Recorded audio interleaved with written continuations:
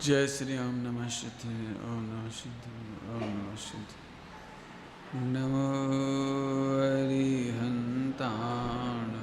नमो सिद्धाणं नमो आर्याणं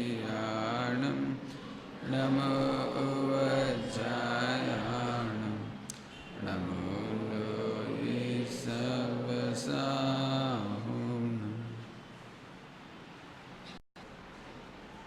मोक्षमार्गस्य नेतारं भेतारं कर्मभूभृतां ज्ञातारं विश्वतद्वानां वन्दे तद्गुणगणं।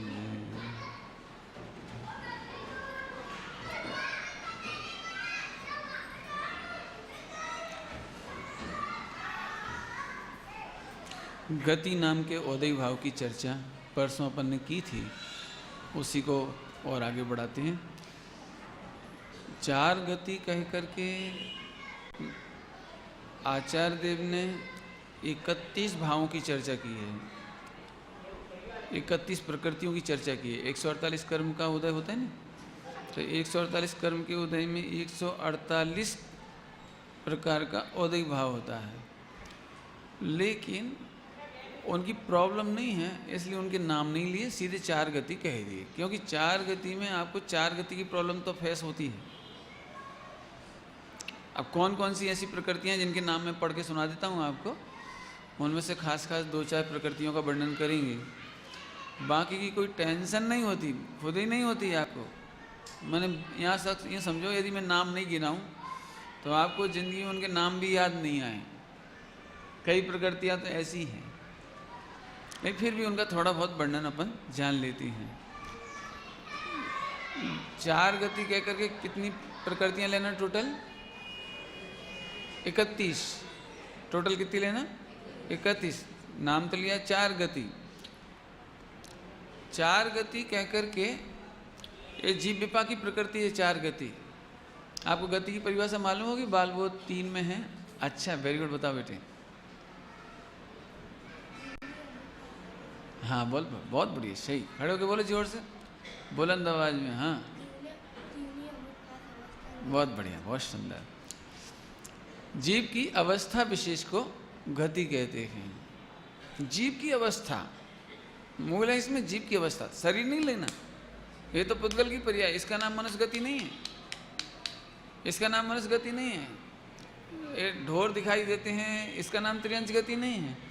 इसके अंदर जीव का एक, यूँ अभी मैं सरल भाषा में कहता हूँ, मैंने हो भी बदलाई जाए पूरा का पूरा संस्कार बदल जाता है। कैसा गजब होता होगा, एक देव गति का देव मर के सुअर हो जाए तो पूरा का पूरा आखा चिंतन बदल जाए। गजब देखो आप, और गटर में घुसने में मजा आने लगे उसको। हाँ हाँ हाँ, पूरा का पूरा परिणाम फेर फार थई जाए इसका नाम अवस्था विशेष। ओहो, एक ऐसी अवस्था विशेष है, इसका नाम गति है। पुद्गल की पर्याय नहीं लेना। हाँ मनुष्य, इससे कुछ फर्क नहीं पड़ता।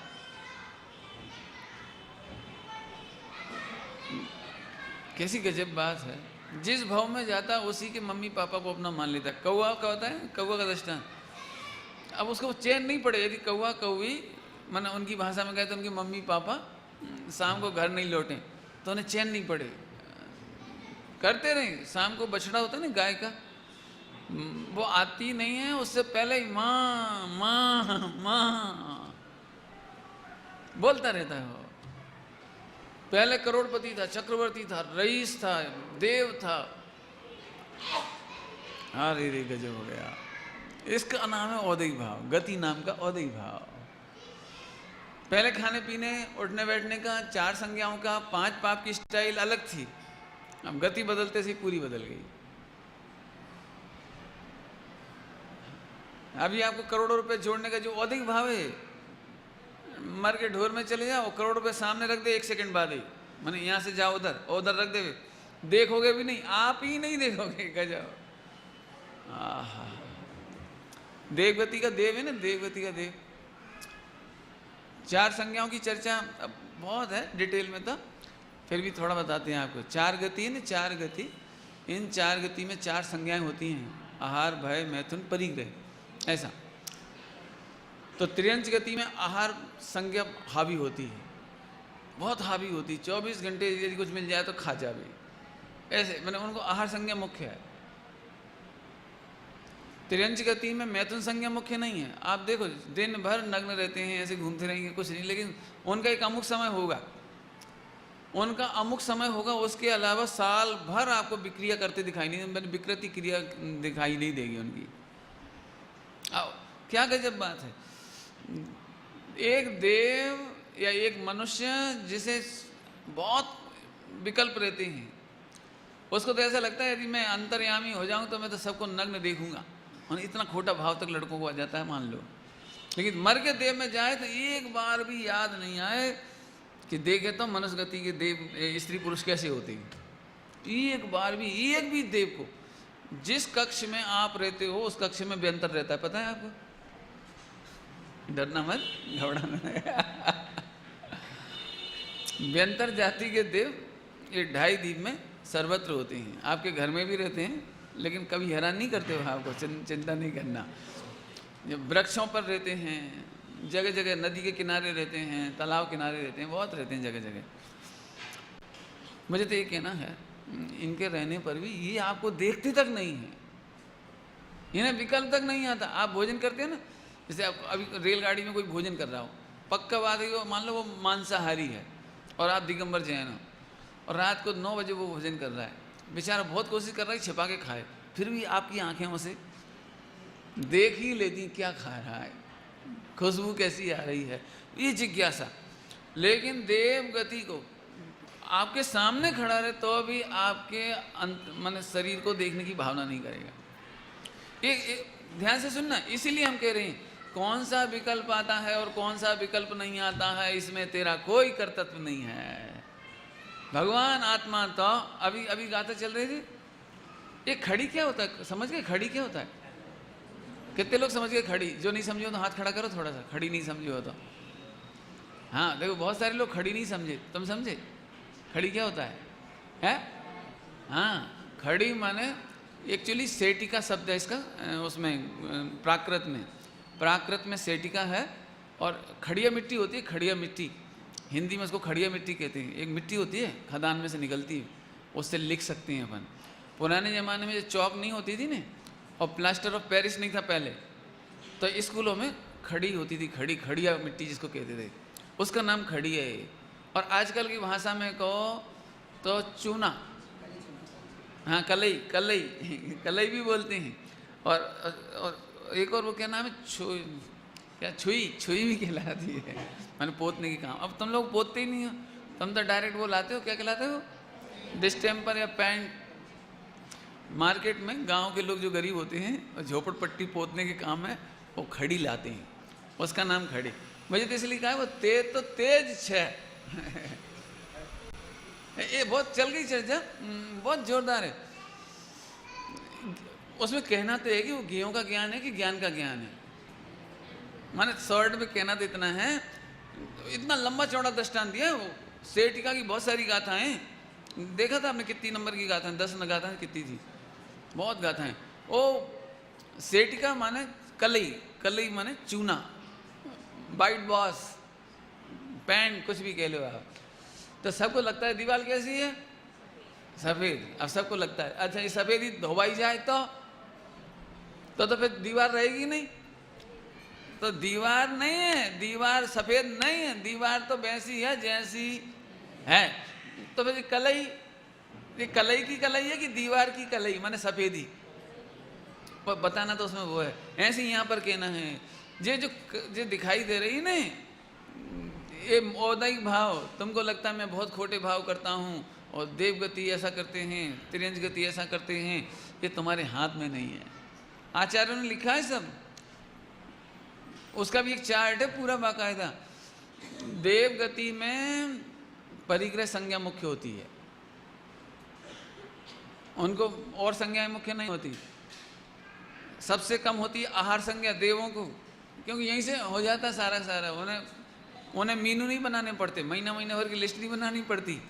रेसिपी नहीं खोजनी पड़ती, रेसिपी बुक नहीं बनवानी पड़ती, माने आहार संज्ञा सबसे कम होती है उनकी, परिग्रह संज्ञा उनको ज़्यादा होती है, क्योंकि जेलेसी होती है, परिग्रह संज्ञा की जेलेसी होती है। अब उस समय चाय करके भी नहीं छोड़ सकते हो, और होती है बस। मनुष्यों में मैथुन संज्ञा मुख्य है, इसलिए 24 घंटे हैरान रहता है। नरक में भय संज्ञा मुख्य होती है। कैसा लगता है वो भय? क्यों अब आपको यदि भयभीत होना पड़े कैसा लगता है? नरक में जिस समय नहीं पिटता उस समय भी भय। जैसे आप आतंकवादियों के देश में पहुंच जाओ तो आपको ऐसा लगता है कहीं आ नहीं जाए, इधर नहीं आ जाए, इधर नहीं आ जाए, इधर नहीं आ जाए, ऐसे उसको भय संज्ञा बहुत होती है। मुझे बताना है कि ये 4 प्रकार के संज्ञाओं का उदय भाव है, इसका कर्ता जीव नहीं है। जिस गति में जाता है उस जाति के संज्ञाएं, भाव, खान पान, रहन सहन, उठना बैठना वो वैसा होने लगता है। सिखाना नहीं पड़ता है। अभी हम आपसे कहें ना, क्यों आप कौआ बनोगे? पंडित जी हम नहीं बनेंगे, लेकिन उधर जाओगे तो वही मम्मी पापा अच्छे लगने लगेंगे। ये मोह है गजब का। सुनो, ऐसे औदिक भाव जान करके, अरे रे जब तुम देवगति में थे, लिखा है देवगति में, अभी अपने को भोजन कैसा अच्छा लगता है? अपने को अपना भोजन कितना अच्छा लगता है? सही बताएं तो कई बार इसलिए मरने का मन नहीं करता कि ऐसा भोजन फिर कहाँ मिलेगा। कई बार ऐसा नहीं लगता, इतने बढ़िया टेस्टी भोजन और कहीं तो मिलते ही नहीं। अच्छा, मुनि दीक्षा लेने से डरता क्यों है आदमी? जी टेस्टी भोजन हैरान करेगा जी, इतना टेस्टी भोजन वहाँ कहाँ मिलेगा? वहाँ तो ठंडा ठंडा होगा और बिना नमक का भी हो सकता है, और टेस्टी होगा कि नहीं क्या मालूम। और 24 घंटे में एक बार बार नहीं खा सकते। रेलगाड़ी में जाओ और खाओ नहीं तो क्या मज़ा आए। पिकनिक के बिना तो मज़ा ही नहीं आ सकता। मतलब ये जो दिमाग में घूमता रहता है ना, ये अपने मुनि दीक्षा नहीं लेने देता। अच्छे बिस्तर पर सोने का भाव। अब कल्पना है तुम्हारी, मुझे ये बताना है, मनुष्य गति के सारे भोग, सुनना ध्यान से, मनुष्य गति के सारे भोग देव गति के देवों को याद करने की इच्छा नहीं होती। जैसे सज्जन पुरुष सुअर के द्वारा खाए जाने वाला पदार्थ की जानने की, विकल्प करने की इच्छा नहीं करता। समझ में आ रहा कुछ? ये तो जब तक अपन इस शरीर में है ना, जब तक ये औदिक भाव है, इसको परत हटा के नहीं देख सकते, अभी नहीं देख सकते। देव गति वाले देव कभी कल्पना नहीं करते कि मनुष्य हों। क्या गजब है। वो तो जो संयमी, वो क्या संयम की वांछक होते हैं, धर्मात्मा होना है, मोक्ष जाना चाहते हैं, उन जीवों के सिवाय सबको ऐसा लगता है मनुष्य नहीं बनना। मल मूत्र के बीच में पड़े हुए थैली को देखता नहीं जब, तो ऐसा गंदा लगता है, पूछो मत। जन्म नहीं लेना चाहता बस। ये भी एक औदिक भाव है। ओ हो। तो 4 गति के औदिक भाव में 31 भाव हैं। उसमें गोत्र भाव है, उच्च गोत्र और नीच गोत्र है। कौन कौन सा? ये जीव विपा की प्रकृति है। ये भी उच्च गोत्र और नीच गोत्र, ये भी जीव विपा की प्रकृति है। इसमें समझाया था कुछ तो आपको पहले गोत्र की चर्चा हुई थी थोड़ी सी। मैं उसको अभी मैं इतना कहना चाह रहा हूँ कि गोत्र का संबंध, ये तुम्हारे जो गोत्र है ना, इससे कोई मतलब नहीं। इसकी विस्तार से चर्चा आप जिनवाणी में पढ़ लेना। कौन कौन उच्च गोत्री हैं, जैसे देव सारे उच्च गोत्री हैं, नार की सारे नीच गोत्री हैं, ऐसे ऐसे लिखा है। लेकिन नीच गोत्र होने पर भी, ध्यान से सुनना, श्रेणिक महाराज को नीच गोत्र होने पर भी तीर्थंकर प्रकृति का आश्रम चल रहा है। तीर्थंकर प्रकृति का आश्रम होने में कोई बाधा नहीं आ रही है। छायिक सम्यक्त का आनंद लेने में कोई बाधा नहीं आ रही है। इसलिए नीच गोत्र का उदय हो जाए तो भी डरने की जरूरत नहीं है। त्रियंच में और मनुष्यों में उच्च नीच गोत्र का व्यवहार है। देवों में उच्च गोत्र है, नारकियों में नीच गोत्र है। मनुष्य त्रियंच में दोनों तरह का भेद है। और विशेष आप करना नहीं, उसे जान लेना, है ना। मैं इसे विस्तार से नहीं पढ़ा रहा हूँ, मुझे तो इतना सा कहना है। असली नीच गोत्र क्या है? असली नीच गोत्र सुनाया था आपको? नहीं सुनाया था उस दिन? उसके सिद्ध चक्र मंडल विधान की पंक्ति सुनाई थी। हाँ, अच्छे काम नहीं करना, अतिहीन आचरण करना। उसमें लिखा अतिहीन आचरण। आचरण करें अतिहीना, जिनको सब कहत कमीना, सो नीच गोत्र पर जारा, हम पूजे अष्ट प्रकारा। सिद्ध भगवान को क्यों पूजा कर रहे हैं? कि वे अतिहीन आचरण नहीं करते, उन्होंने उसका नाश कर दिया है। अतिहीन आचरण का अर्थ कर दिया था उस दिन, कर दिया था, वो उतने में ही समझना भैया, अब ज़्यादा नहीं बोल रहा हूँ। अतिहीन आचरण ये नीच गोत्र कहलाता है। अच्छा आचरण करना, मौन पूर्वक भोजन करना, सज्जनता से भोजन करना, अपने कल्चर और मर्यादा में रहना, ये उच्च गोत्र है। और इसका बंध भी होता है भविष्य के लिए। खोटी सोच वालों की खोटी गति हो जाती है। खोटा गोत्र बंद करें ना, जो गोत्र बंद होता है, प्रति समय, ध्यान से सुनना, प्रति समय जीव को 8 में से 7 कर्म का बंद होता है। आयु कर्म का बंद केवल त्रिभाग में होता है और वो जीवन में 8 बार काम पड़ता है उसका। लेकिन 7 कर्म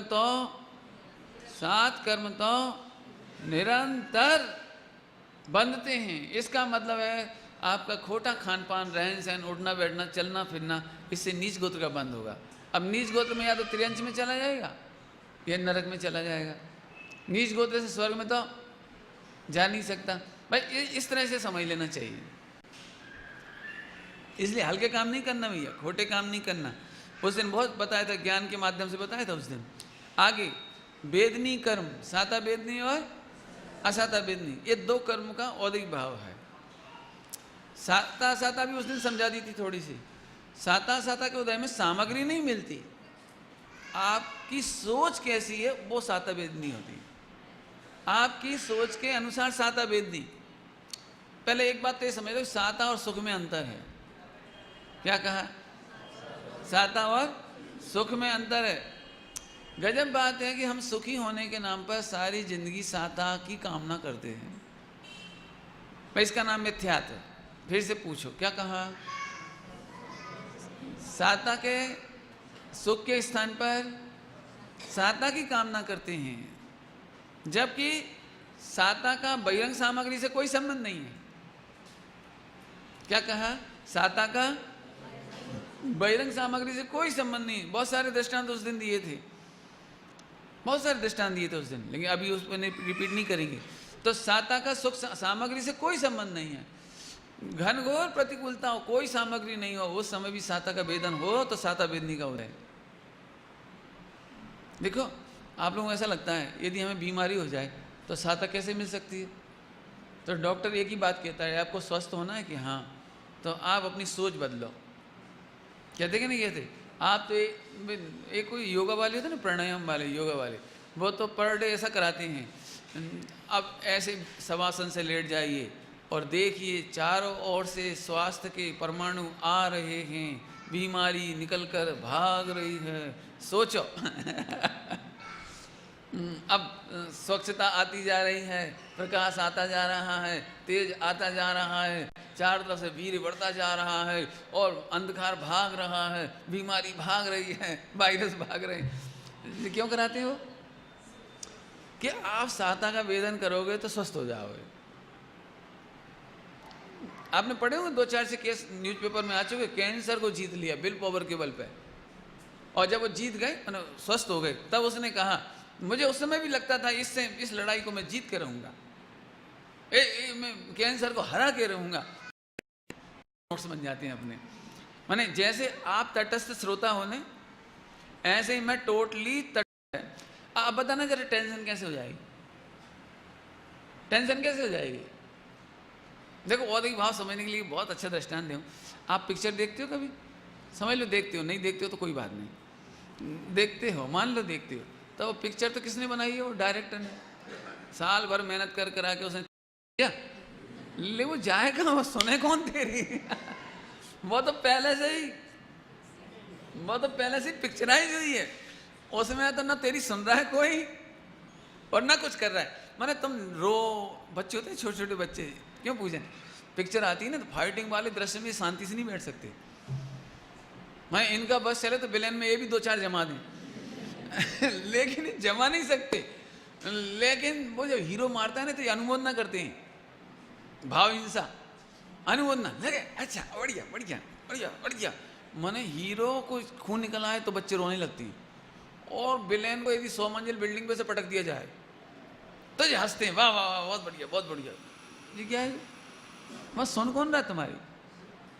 जैसे वो 3 घंटे की पिक्चर नॉन चेंजेबल है, यू कांट चेंज, उन्हें आपके एडवाइस की कोई ज़रूरत नहीं है।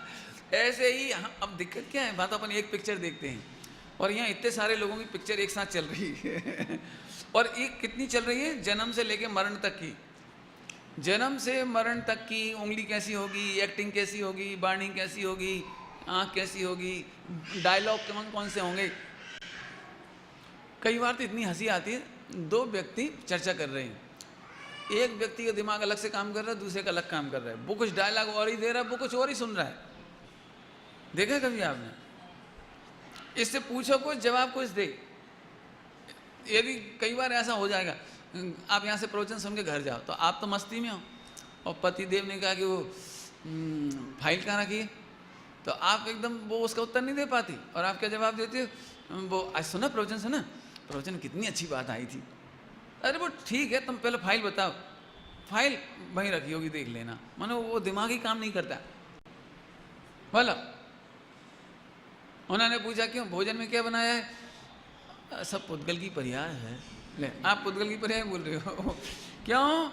कि दोनों के डायलॉग पिक्चर में पहले से ही ऐसे ही सेट हुए हैं।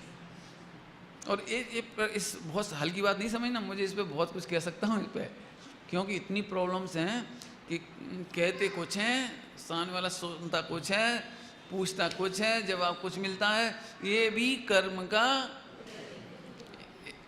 एक सुस्वर दुस्वर नाम का कर्म है, वो भी इसी का भेद है। हाँ, सुस्वर दुस्वर, सुभग दुर्भग, ये बहुत प्रकृतियां इसमें। उच्छ्वास, विहायो गति, त्रस, स्थावर, बादर, सूक्ष्म, 5 इंद्रिय की जातियां, पर्याप्त अपर्याप्त, आदे अनादे, यस अपयस, यस अपयस, और एक अंतिम तीर्थंकर प्रकृति। जे भावे तीर्थंकर प्रकृति बंधाए। स्वामी जी इसको गोत्र किया जाते थे, लेकिन स्वामी जी जानते थे गोत्र नहीं है, लेकिन फिर भी उनके मुख पे वो चढ़ गई थी। वो तीर्थंकर नामकर्म की प्रकृति है, लेकिन वो हर बार गोत्र ही बोलते, जय भावे तीर्थंकर गोत्र बंधाए। तो फिर एक बार किसी ने टोका भी कि साहब तीर्थंकर नामकर्म की प्रकृति है, गोत्र कर्म नहीं न थी। खबर छे, जय भावे तीर्थंकर गोत्र बंधा। अब देखो गजब, अब देख लेना, स्वामी जी पूरी जिंदगी वो शब्द नहीं सुधार पाए, नहीं सुधार पाए। मैंने औदिक भाव ऐसा होता है, और फिर कोई उनसे कहता था ना, हाँ हम जी ले जाओ, हम जी ले जाओ। मैंने अभी तो हम जो कह रहे हैं वो सुनो आप, बाद में तुम घटाते रहना उनको जहाँ जहाँ लगाना हो। आगे समझ में आया कि नहीं आया? तीर्थंकर प्रकृति, ओहो बदलती बात अपन ने, अब तीर्थंकर प्रकृति में आ गए। मतलब वो याद रखना, ये सब पिक्चर माने अनाद औदिक भाव माने फिक्स है बिल्कुल, इसको भी अपन कुछ नहीं कर सकते। तो फिर पंडित जी अपन कुछ नहीं कर सकते, हाँ एक काम कर सकते हैं, भिन्न ज्ञाता देख सकते हैं। यही तो अनंत पुरुषार्थ है बस। एक बार बताओ, देखो अनंत पुरुषार्थ की बात बताता हूँ। टेलीविजन चल रहा है सामने, कितना बड़ा पुरुषार्थ होगा कि आप ऐसे बैठे रहो और देखते रहो। क्यों? कितना बड़ा पुरुषार्थ क्यों है भाई साहब? यदि इंडिया के विकेट फटाफट गिरते जाएं तो आप अरे यार, तो ऐसे नहीं करना पड़ेगा, ऐसे ऐसे देखो, हारते हुए भी ऐसे देखो, कितना पुरुषार्थ है देखा। अब मान के चलिए धोनी चौके छक्के मार रहा है, लगे देना दे, एक ओवर में 7 छक्के मार सकता है? नहीं मार सकता, नहीं मार सकता। हाँ मार सकता है, ये जानता है। क्यों? एक 9 बॉल का भी छक्का। क्यों? अरे फिर बच्चे बैठ ही नहीं सकते किसी कीमत पर, मुश्किल है 7 छक्के पड़े जिस ओवर में, हैं? क्यों? और 43 रन बन जाए एक ओवर में, उसमें इंडिया का एक आदमी बैठा नहीं रह सकता, सब खड़े हो जाएंगे, उछल उछल पड़ेंगे, और दिल की धड़कन यदि नापने जाओ तो जाने कितनी डबल हो जाएंगी। अब मैं आपसे पूछता हूँ, आप पुरुषार्थ कम समझते हो? बहुत पुरुषार्थ है, आप शांति से बैठे देखते रहो। चौका पड़ गया, ठीक। छक्का पड़ गया, ठीक। आउट हो गया, ठीक। ये तो मैंने दृष्टांत दिया। जैसे टेलीविजन देखने में ज्ञाता रहना कठिन पड़ता है, ऐसे ही भाई साहब यहाँ ज्ञाता देखने में अनंत पुरुषार्थ है। औदिक भाव चाहे जैसा हो, उसमें हम हर्ष विषाद रूप परिणमित नहीं हो, ऐसा जीव उछल कर केवल ज्ञान ले लेता है। लेकिन घबराना नहीं, अभी भी आप इतने % ज्ञाता नहीं बन पाओगे। अभी इतनी लायकात नहीं है अपनी कि अब इतने % ज्ञाता बन जानी। तो अभी आप बस अभी से जोड़ने लगो, पंडित जी मैं तो ज्ञाता ही नहीं रह पाता। थाली में अच्छे अच्छे भोजन आए और अंतर में खून ना दौड़े, ऐसा हो ही नहीं सकता, हो ही नहीं सकता। खराब भोजन आए और आप प्रसन्नता से करते रहो, हो नहीं सकता। ये औदिक भाव है। लेकिन अब एक काम हो सकता है, कम से कम इस परिणति को अपनी परिणति मानो, और मैं तो गायक हूं, मैं तो गायक हूं, अनाहारी हूं, खूब ताकत लगाओ, आरी चलाओ, आरी भेद विज्ञान की आरी, तब जाकर के आप उससे विरक्त हो पाओगे। कसाई मिटती जाएगी, कसाई मिटती जाएगी। सबसे पहले क्या टूटेगा पता है? लोग भोजन, ध्यान से सुनना सभी लोग, काम की बात कहना है मुझे। सबसे पहला औदिक भाव छोड़ना है सुख बुद्धि। सबसे पहला मिथ्यात्व छोड़ना, मिथ्यात्व नाम का औदिक भाव छोड़ना। सबसे पहले सुख बुद्धि छोड़ना। हम क्या करते हैं, वो सुख बुद्धि तो छूटती नहीं है, तो हम फिर उसे भोजन को ही छोड़ देते हैं। लो तो फिर आज से हम खाएंगे नहीं, भाई शक्कर से परेशान है, अब हम खाएंगे नहीं, लो नमो हरिहंताणम। नहीं, तुम्हारे कहने से होता है क्या है? सुख बुद्धि तो वहीं वहीं बैठी है वहाँ। अब ये लग रहा है बस कितने दिन और रह गए, 5 दिन, 4 दिन, 3 दिन, 2 दिन, अब कल खाएंगे। माने वो बुद्धि तो बुद्धि कर्म कैसे बन रहा है? वो तो सुख बुद्धि से। पहले नंबर पदार्थ नहीं छोड़ना, पदार्थ छोड़ने से सुख बुद्धि नहीं छूट जाएगी, लेकिन सुख बुद्धि छूटने पर पदार्थ छूटे कि ना छूटे, लेकिन कर्म बंद नहीं होता। तो फिर क्या करें पंडित जी? किसे ना, जिनकी सुख बुद्धि नहीं छूटती, चरणानी योग वाले उन्हें मार मार के छुड़ाते हैं। छोड़ छोड़, क्या कि वो हमें चरणानी योग समाज का प्रशासन करना है। जैसे मान के चलो बच्चा अभी सुख बुद्धि तो नहीं छूटेगी उसकी, अब मान लो वो नॉन जैन में शादी करे, तो अपन मार ठोक करके कहेंगे तेरी भैया सुख बुद्धि छूटे चाहे ना छूटे, लेकिन तू शादी तो जैन में ही करेगा। अब जो मार ठोक के करना पड़ेगा।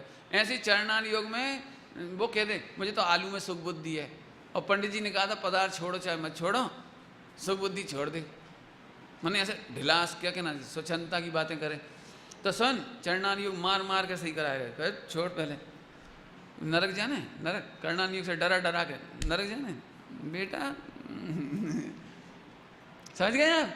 तो कर्णान योग से, चरणान योग से, प्रथमान योग से उसको चारों ओर से समेटा जाता है, बाहर नहीं जाने दिया जाता, मर्यादा से बाहर नहीं जाने दिया जाता। लेकिन द्रव्यान योग कहता है कि तू विचार कर, तर्क से व्याप्ति घटा कि तू उसको भोगता है कि नहीं भोगता है। जैसे उसे समझ में आ जाता है तो सुख बुद्धि टूट जाती है। और इधर पहले का पूर्वचर त्याग, जिसकी चर्चा मैं एक दिन करूंगा, अभी पूर्वचर त्याग वो सहचर हो जाता है, माने साथ साथ हो जाता है। आप अटकना नहीं भाई, पूर्वचर सहचर में बाद में पढ़ाने वाला हूं, अभी इतना ही समझ लीजिए। समझ में आ गया? माने बुद्धि पूर्वक त्याग कराया जाएगा। और ध्यान रखना भैया, कोई भी स्वच्छंदता ग्रहण नहीं करना कि हमारी तो होनहार ही ऐसी है, हमारा तो भवितव्य ही ऐसा है। तो फिर एक काम करना, जिस दिन ऐसा विचार है खोटा काम करते हुए कि हमारा भवितव्य खराब है, तो फिर आप गैस के ऊपर हाथ जलाना, हमारा तो भवितव्य ही खराब है, अब क्या करें। करना उसमें क्या, एक चक्कू लेना और इसे हाथ में दे लेना, क्या करें वो हमारा भवितव्य खराब था ना, इसलिए हम चक्कू मार लेती हैं। माने जब आपको ऐसा लगता है हमारा भवितव्य तो नरक निगोद का ही है, इसलिए मैं उल्टे उल्टे काम कर रहा हूँ, उल्टा सोच रहा हूँ, तो सबसे पहले 2-4 प्रयोग कर लेना।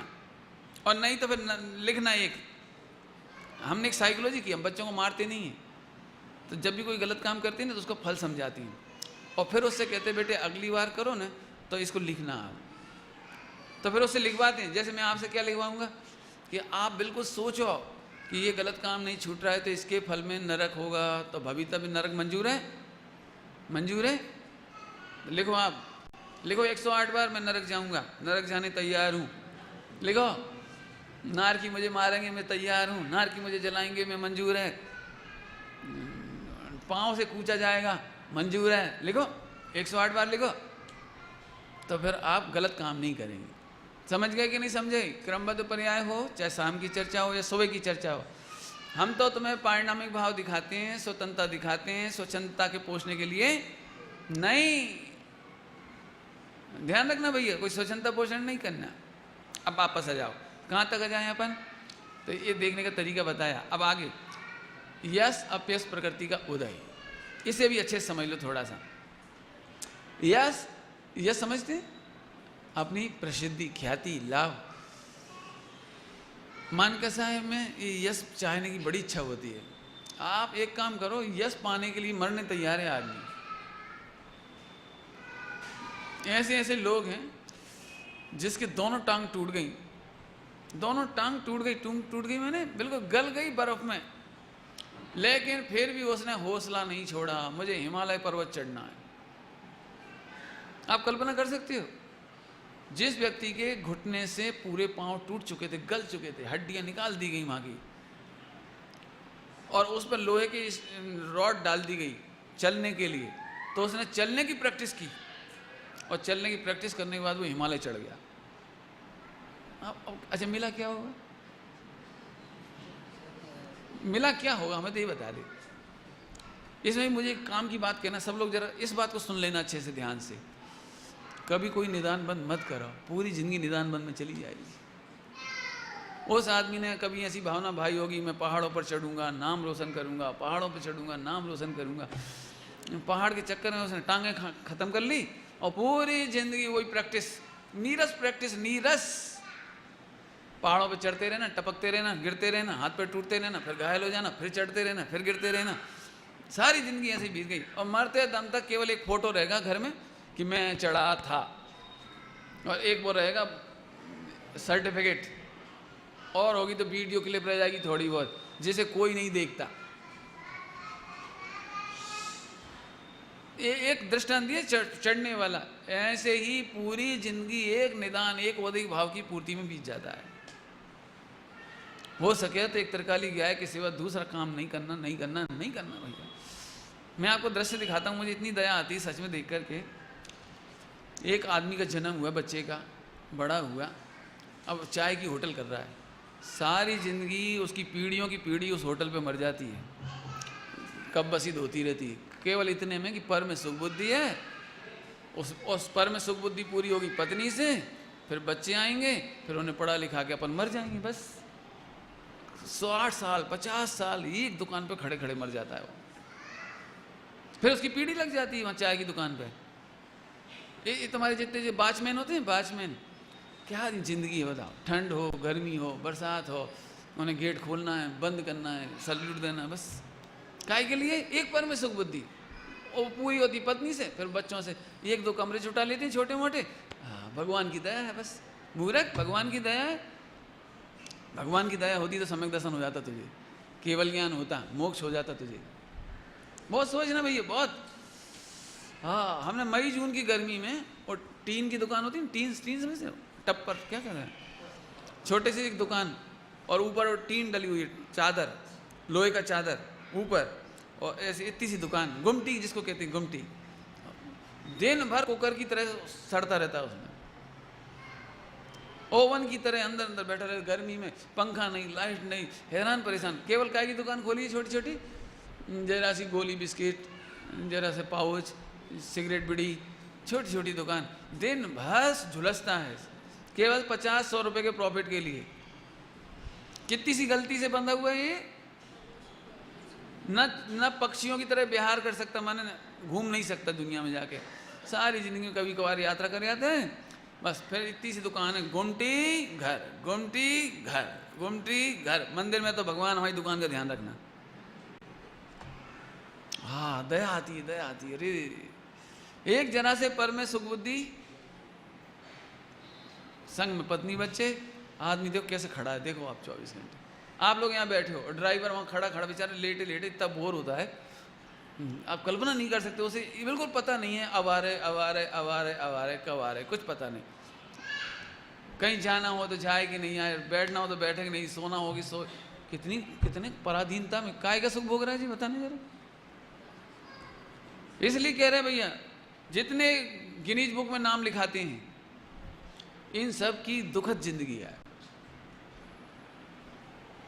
और पापों उल्टी उल्टी बुद्धि चलती है। अच्छा तुमने चिंटी मारने का रिकॉर्ड बनाया है, मैं मक्खी मारने का रिकॉर्ड बना रहा हूं, ऐसे पाप करते रहते। आगे समझ में आया? यस, यस पाने के लिए उल्टी उल्टी काम करता है। सुनो, यस पाना हो तो गायक देखो, इससे बढ़िया यस कभी नहीं मिलेगा। सच्चा यस, आप गायक देखो, अपने को भगवान देखो, देह से भिन्न देखो, आपको अद्भुत यश मिलेगा। यश ही नहीं मिलेगा, यश तो बहुत हल्की चीज होती है, यश तो बहुत हल्की। एक काम करो, आपको कैंसर हो और हम आपकी तारीफ करें सब लोग मिलकर के, आपको कितना आनंद आएगा? क्यों? अरे भैया धन्य हैं आप, तो क्या टॉप क्वालिटी का कैंसर हुआ है और कैंसर की गिनीज बुक में लिखा जाएगा, ऐसा कैंसर तो आज तक हुआ ही नहीं किसी को, इसकी ग्रेड बहुत अच्छी है, ये ग्रेड इसमें क्या एकदम है? भगवान आत्मा की मौत के साथ हमें यश नहीं चाहिए। 100 इंद्र तेरी तारीफ करें, पूजा करें, और इंद्र नहीं, जिनेंद्र भगवान के ज्ञान में तेरा केवल ज्ञान झलके, इससे बढ़िया यश क्या होगा बोलो? तो यश के लिए कभी खोटा नहीं करना। मैं बताऊं आपको, श्रीमद जी ने कहा है इस पृथ्वी पर यदि मनुष्य गति में मान नहीं होता तो यही मोक्ष होता। 90% दुख केवल यश के हैं। कईयों दृष्टांत दे चुके हैं पहले और अब रिपीट नहीं कर रहे हैं हम आपको। बच्चा फर्स्ट पास हो जाए, उसका यश भी मम्मी पापा को ऐसा लगता है जैसे मेरा यश नहीं।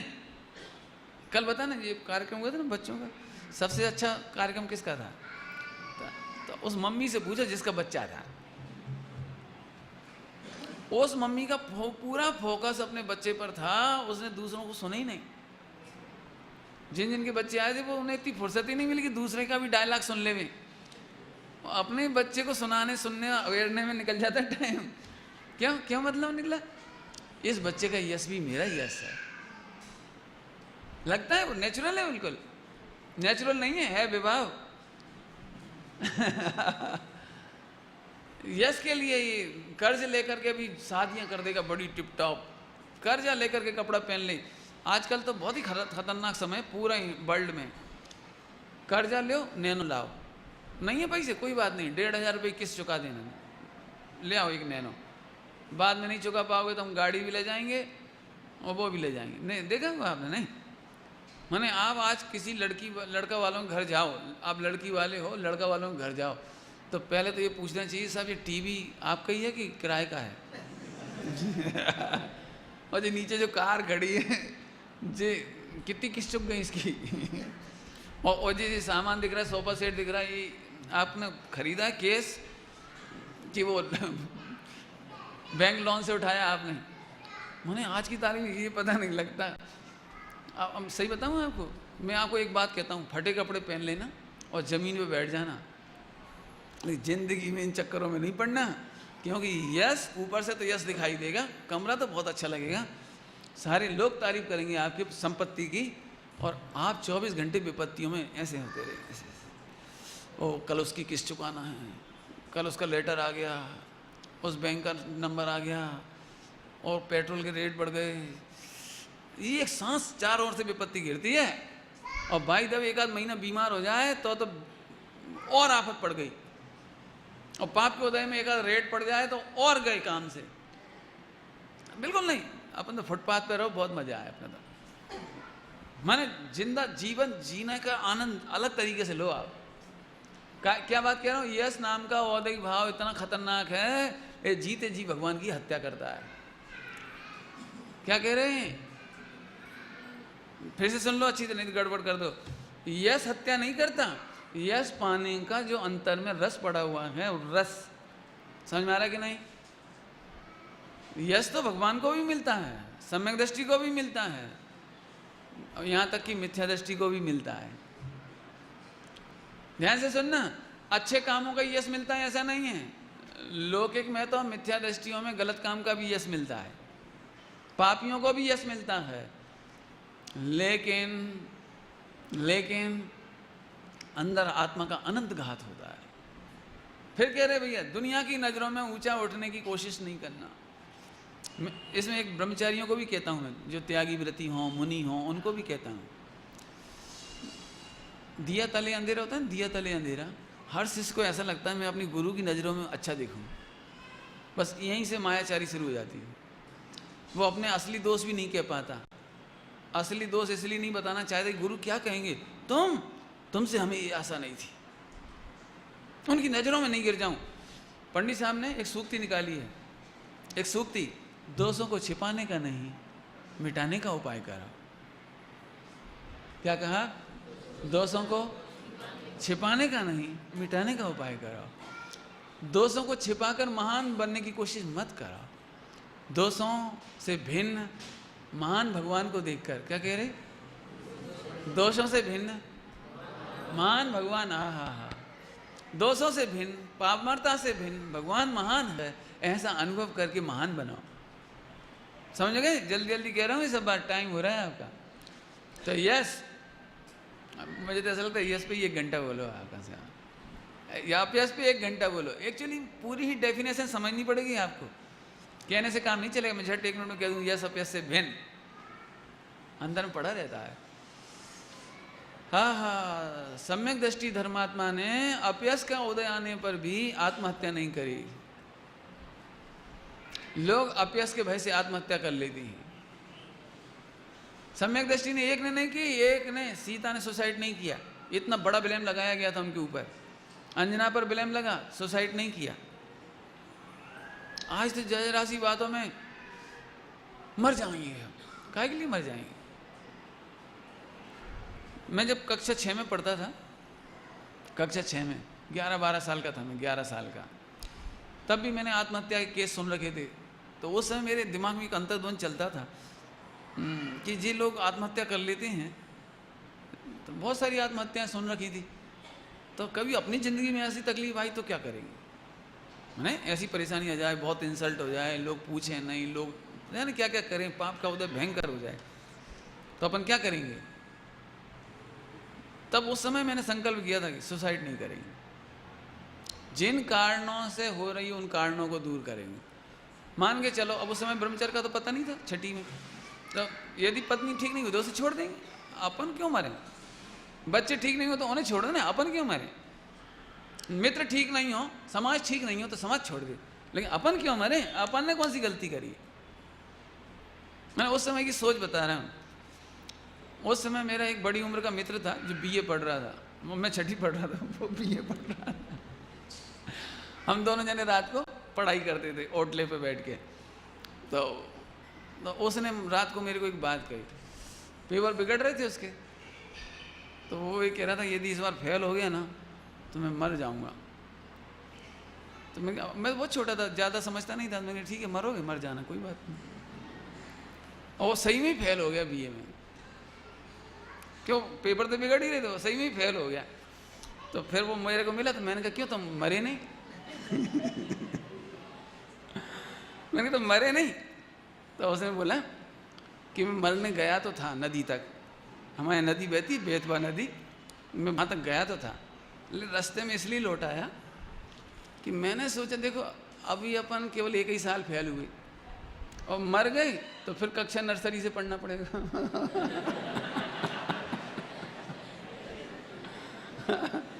अभी तो 1 ही साल बिगड़ा है, फिर 14 साल और बिगड़ेंगे।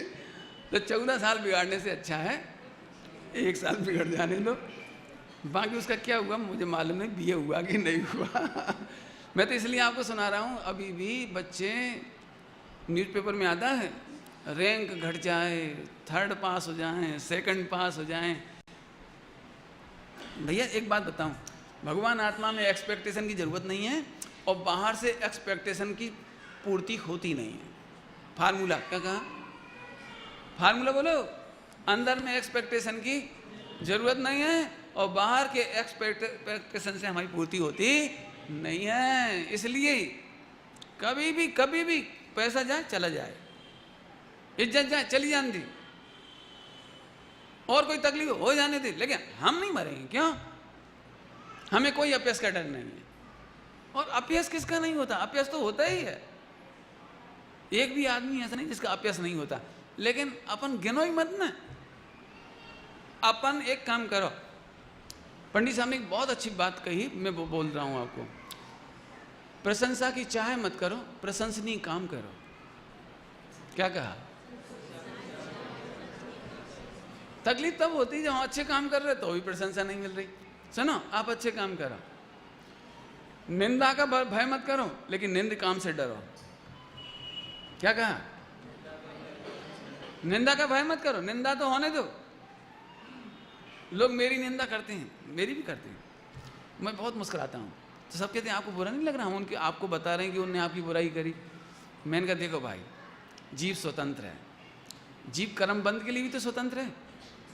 नहीं समझ में आया? कुछ समझ में आया? नहीं समझ में आया? भाई वो जीव भी तो कर्म बांधने के लिए स्वतंत्र है। वो मेरी छोड़ सिद्धों की बुराइयां करता है। कौन? उन्हें तो सिद्ध अच्छे नहीं लगते, उन्हें अनंत अच्छे नहीं लगते, उन्हें धर्म अच्छा नहीं लगता। जो उनकी बुराई कर सकता है वो हमारी भी करे, इसमें क्या आश्चर्य है?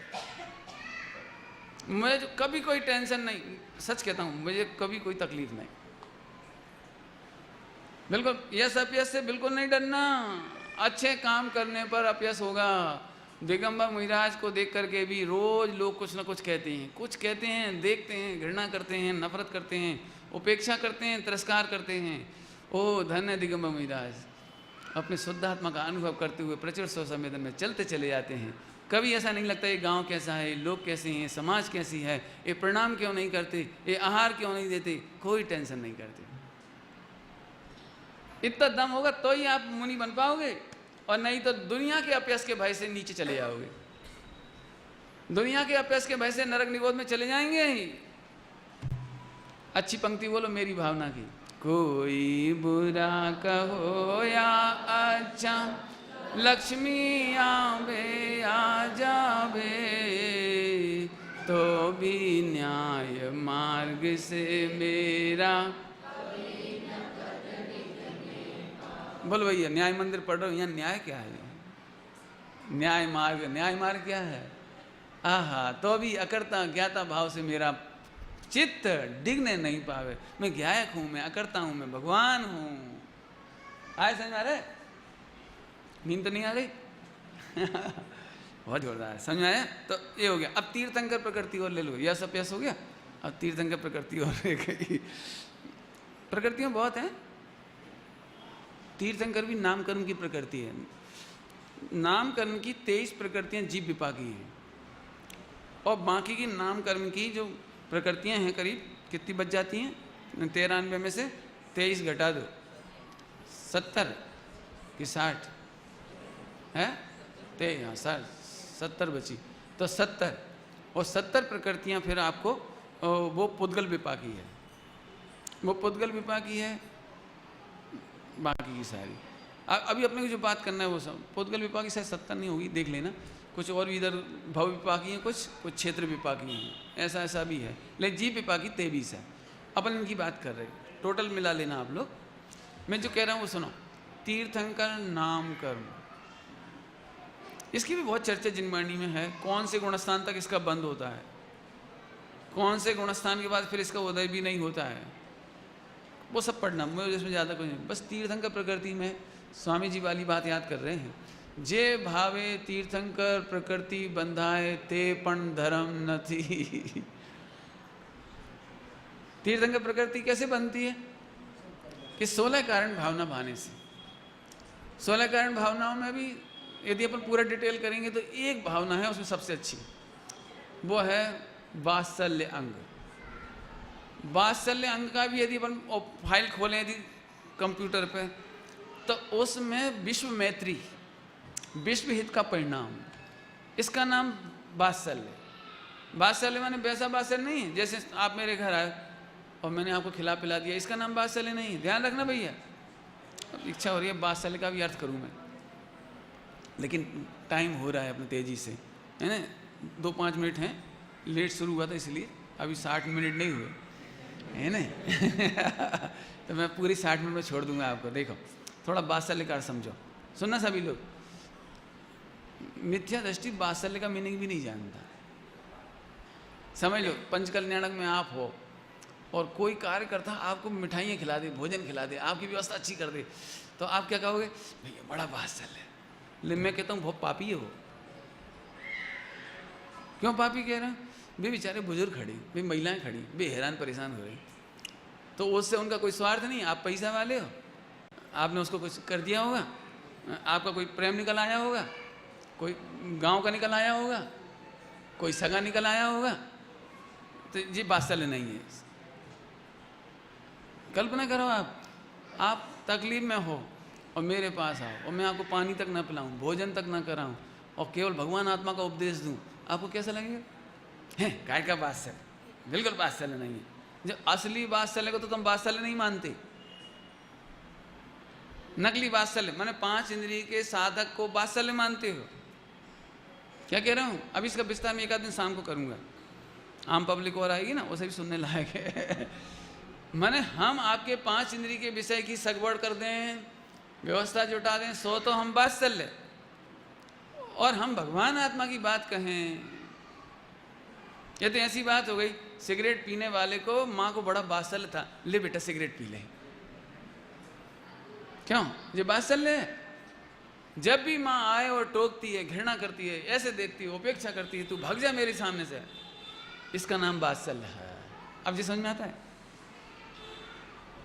आपका मित्र गलत काम कर रहा है, गलत कारनामे कर रहा है, न मर्दों के काम कर रहा है, और आप कहते हो टेका दे रहा हूं। टेका देना समझ गए हो? सपोर्ट। ये वात्सल्य नहीं है। मेरे आसपास रहने वाला व्यक्ति गलत काम नहीं कर सकता और मैं उसकी अनुमोदना नहीं कर सकता। जब मैं कॉलेज में था तब भी ये बात थी, और जब मैं अभी भी हूँ तो अभी भी कोई मेरे सामने गलत काम आप नहीं करोगे, मैं सपोर्ट नहीं करूँगा।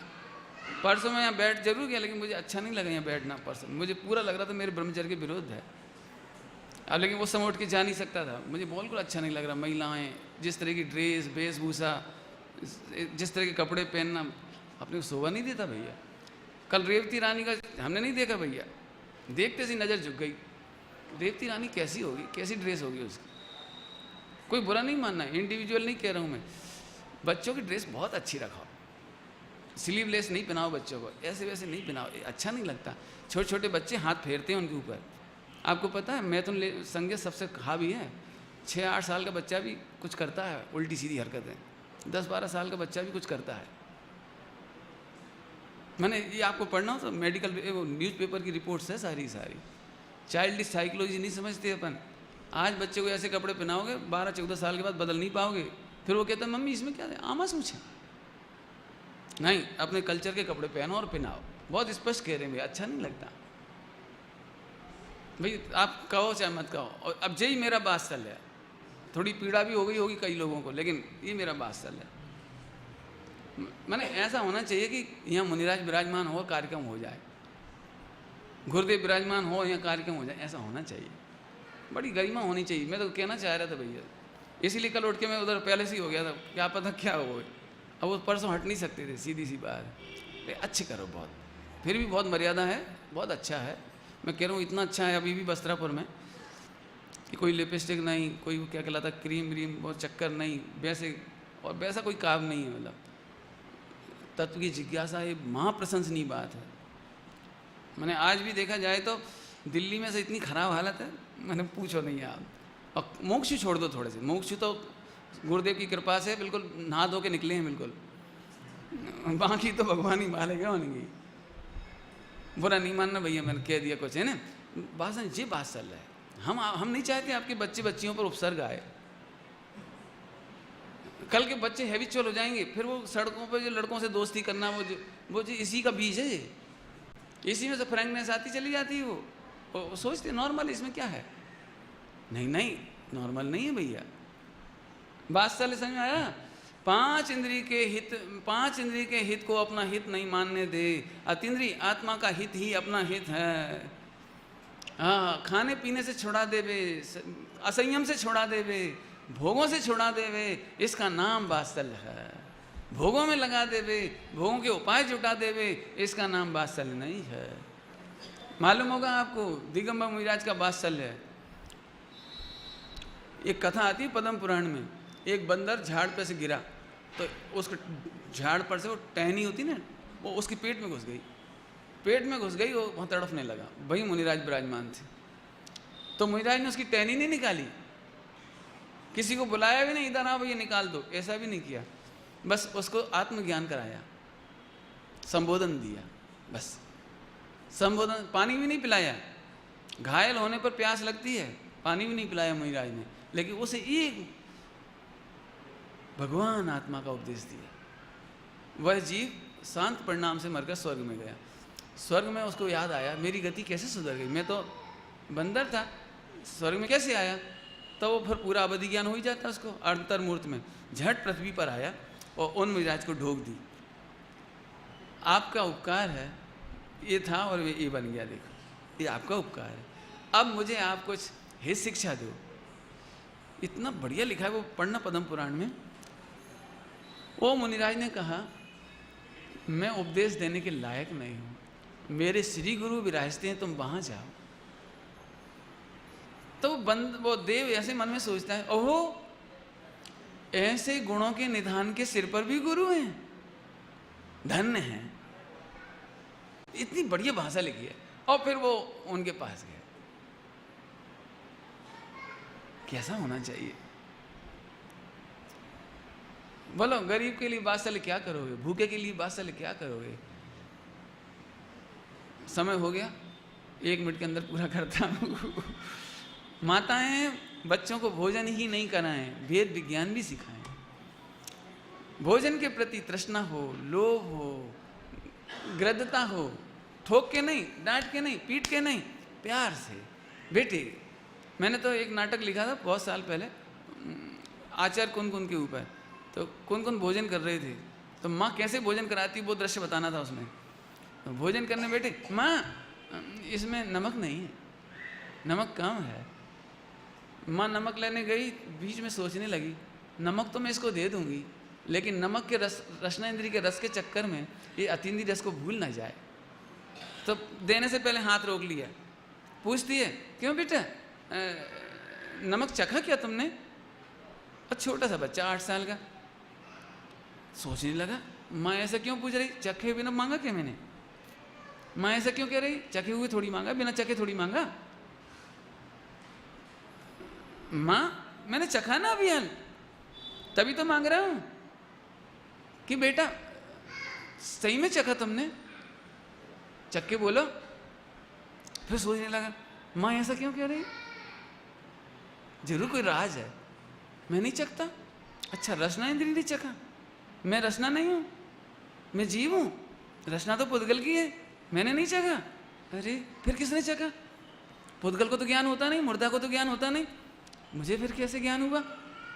अच्छा रसना इंद्रिय के निमित्त से ज्ञान में ज्ञान हुआ, ओहो मैंने पूरा भेद विज्ञान। अरे तो फिर मैं रस नहीं चखता, आज तक मैंने कोई चखा ही नहीं कुछ।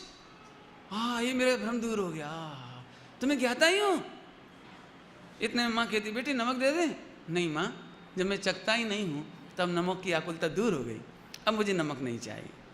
ऐसे उसमें बच्चों को खेलने में, कूदने में, हर चीज़ में घटाया था उसको नाटक में। हम कहना ये चाहते हैं, माँ बाप का बहुत जिम्मेदारी है, आप उसकी पूर्ति भी करो, लेकिन वेद विज्ञान करा के करो। इसका नाम वात्सल्य है। बालक किसे कहते हैं, बालक। अब 1 मिनट और ले रहा हूँ, चिंता नहीं कर रहा हूँ। सुन लो, बहुत काम की बात है, फिर कभी कह पाए नहीं कह पाए। बालक किसको कहते हैं, बोलो भैया। बालक माने प्रवचन सार जी की गाथा है, असमान जाति द्रव्य पर्याय। असमान जाति द्रव्य पर्याय माने जीव और पुद्गल, जीव और शरीर, ये 2 मिलकर इजिकल टू बालक। बराबर, अब तो समझ में। अब अपन क्या करते हैं, जीव को तो भूल ही जाते हैं। 24 घंटे किसका ध्यान रहे, अच्छे खाओ पियो, भले ही उसको फैट बढ़ती जा रही है, भले ही उसको चर्बी चढ़ जाए, भले ही वो हैरान होए, बस एक ही बात का ध्यान रखते, खाओ पियो खाओ पियो खाओ पियो। फिर बड़ा हो गया तो कमाओ कमाओ कमाओ कमाओ। अरे लेकिन जीव, तुम इसकी कीमत नहीं है जीव की। सुनो, पालन पोषण करो, बच्चों का पालन पोषण करो। पालन पोषण क्या चीज़ है? शरीर का को पालो और जीव का पोषण करो। क्या कह रही, क्या कह रही? शरीर का पालन करो, पालो, सेवन रक्षा करो, इसकी रक्षा करो। इतना भोजन दो, कपड़े दो, ये पालन कहलाता है। इतना पढ़ा लिखा दो, इसकी रक्षा हो जाए। देह की रक्षा करो, ये पालन करना है। और पोषण जीव का करो, इसका नाम है पालन पोषण।